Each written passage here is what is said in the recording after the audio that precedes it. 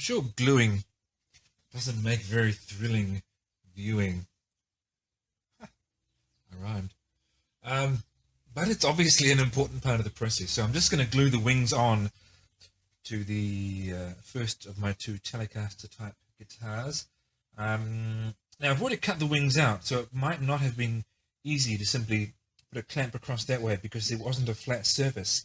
So I've just made, I don't even know what you'd call them. You could call them cawls because they go between the clamp and the wood, which are shaped so that they will fit into the contours of the wing shape and provide me with a nice flat edge to clamp. So that's the purpose of doing that. Now in the past I've done my big joints, including gluing bodies together with Gorilla Glue, and I'll probably do so again, but just because it works so well with the not with this neck, because I didn't do it that way, but parallel to this construction I'm working on the second Telecaster type guitar, and I used Weld Bond, which is more of a PVA type glue on that one, and it worked quite well with the laminated neck, so I'm going to try that with the body.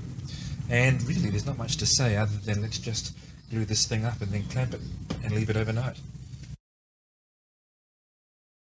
Just as well I have another bottle of this stuff because I'm running out.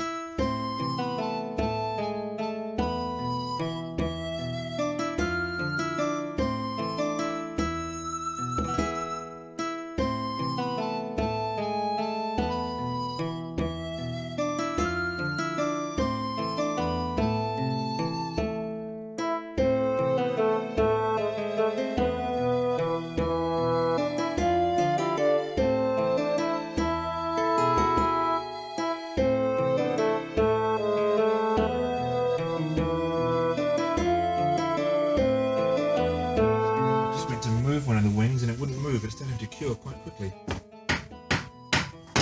Oh. There we are. In all my thuggish imprecision, here I am at work.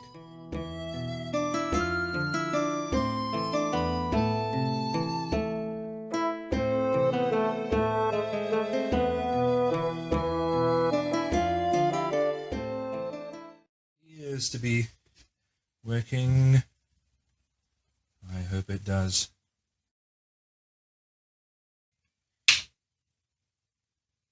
Yep, so the cawl is definitely breaking.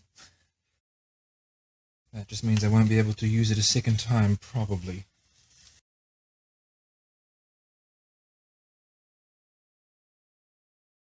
Hopefully, everything is packed up tightly enough there. Hopefully. Let's wait a day and then, well, wait overnight anyway, and then we'll see how this turned out. Well, the glue has dried in gluing the wings on. The bottom wing has gone absolutely fine, no trouble at all. The top one, in spite of my best efforts, has moved slightly to the right. So you can see there it doesn't quite line up. That's not the end of the world. What I'll do is take my spindle sander and just reshape that curve so that it does line up. I can do that. And that does mean that the neck extends out a little here. It did extend very slightly anyway, but that's all right too. I'll just cut that and sand it to shape so that it works and no one will ever know. So there it is, all glued together. Now I'll just work on getting the top to the right shape, which will require the use of my band saw, so I'm going to have to wait for that because currently that blade is broken. I will get it repaired. Then I will look at doing the body routing for the pickups and controls. So I have now taken that curve to the spindle sander and they line up nicely. I did the same for that one. And when doing that, I accidentally bumped that part of the wing there against the spindle.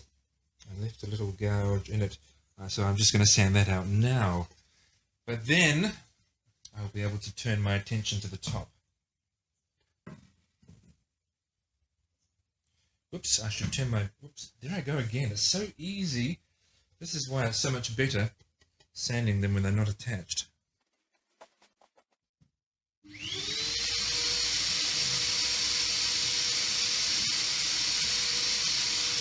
With the vacuum going, I will begin.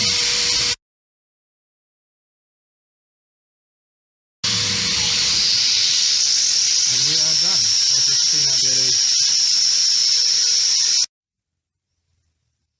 This is the thing, isn't it, about having lovely tools that make your job easier because of the power and speed. It means it's also easier to make a mistake and make it badly quite quickly. Case in point, my hand. But that was pretty easily fixed, so those curves are all looking pretty nice now.